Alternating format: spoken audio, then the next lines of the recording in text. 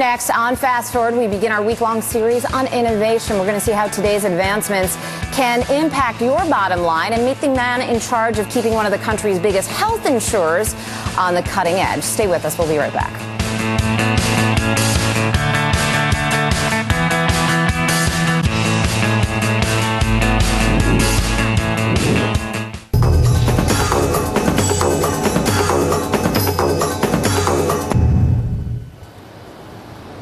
Okay, today we begin our series, Innovation Interrupted. And all this week, we're taking a look at the impact innovation has on the bottom line. Whether we're talking about a single country, company, or academia, the rate of innovation has a definable impact on the rate of success. We start today with a focus on the for-profit world, where stock prices often reflect, of course, just how innovation factors into a company's success. Well, according to a 2010 study by Boston Consulting Group, the companies considered to be the most innovative have far outperformed their peers. In the three-year period from 2006 to 2009, innovative companies around the globe returned on average 12.4% more than their industry peers. Well, no surprise that companies like Apple and Google are topping the list. In this particular study, however, innovation wasn't defined by Boston Consulting Group. Instead, it was left up to survey respondents to rank which companies they thought were most innovative. Just so happens that those perceived as most innovative also had the highest stock returns, revenue growth,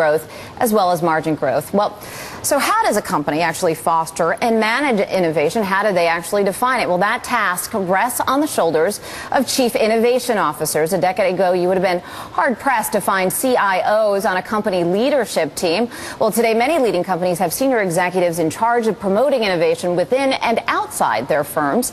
Humana, a top health insurer in the U.S., has outperformed not only its competitors, but also the S&P 500 over the past year. Pretty amazing performance. Well, it's had a CIO, a Chief Innovation Officer, since the year 2000. Rajamanar has been Humana's Chief Innovation and Marketing Officer since April of 2009. He's getting a phone call right now on his cell phone. It happens, Raja, but it's good to have you regardless here.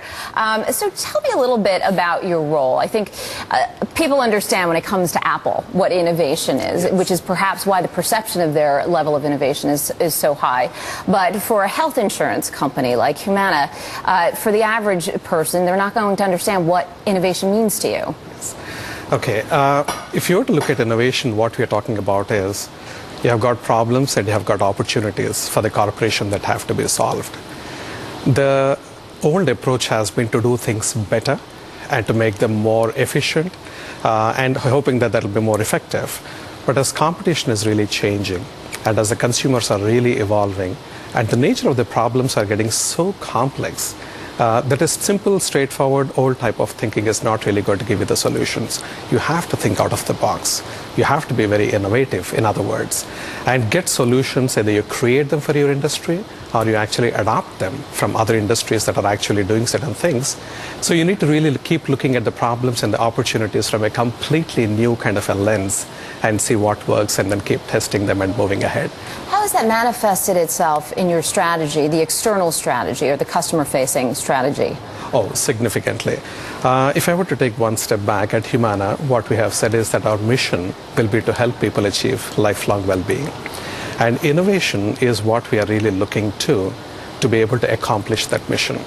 And we have done a whole lot of initiatives over the last few years. In fact, Humana has been one of the very progressive companies that had the foresight to form an innovation department almost in 2001 or so, 10 years back. And since then, we have continuously kept deploying lots of solutions that were making a difference in the marketplace. And this was focused on a variety of consumer segments, starting from children all the way to the very senior adults, i.e. people with more than 65 years of age.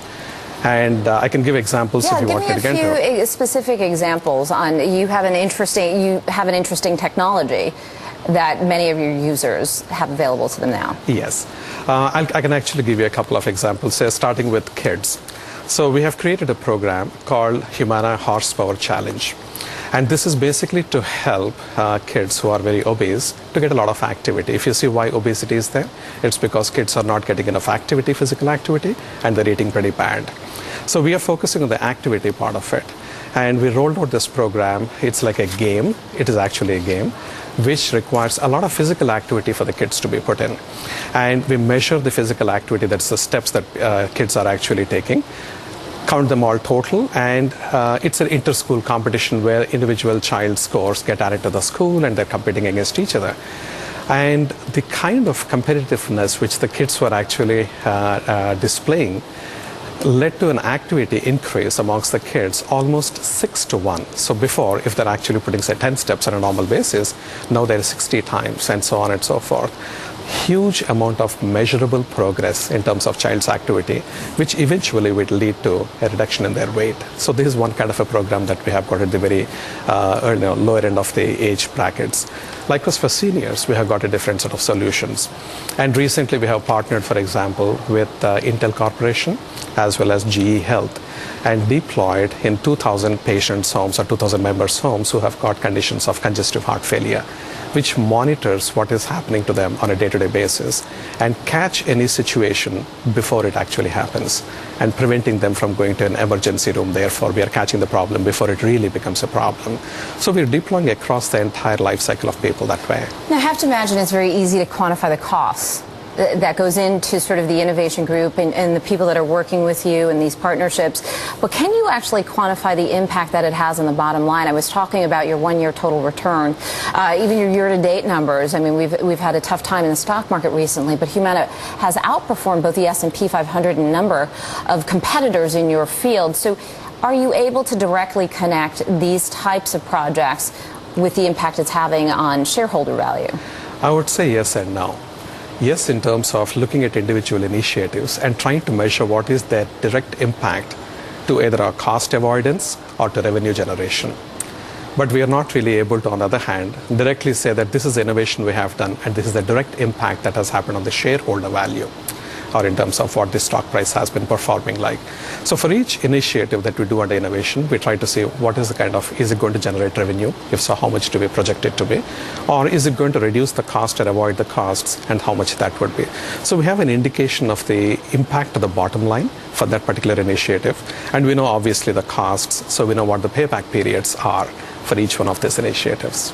And then very quickly, Raja, because we have to end it here, but I do want to ask you, what other company out there, you mentioned that you sometimes model yourself or you look to other innovative companies, what other company stands out to you?